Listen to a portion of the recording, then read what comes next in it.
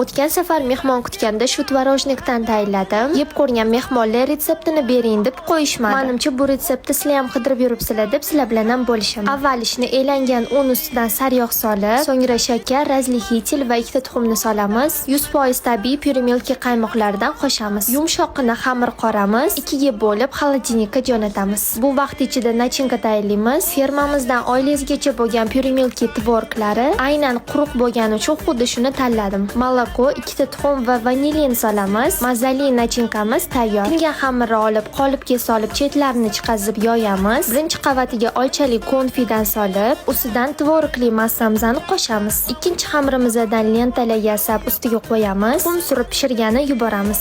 Oddiy mas, olcha bilan uyg'unlashgan mukammal tvorojnik. Yeb ko'rgan mehmonlaringiz ham shuning uchun lol qolishadi. Sotiladigan retseptni sizlarga tekinga beraman. Buning uchun sizlar profilimda belgilab qo'ygan Telegramdagi kanalimga o'tib olishingiz kerak. Chatga to'liq retseptini sirlari bilan yozib qo'yaman.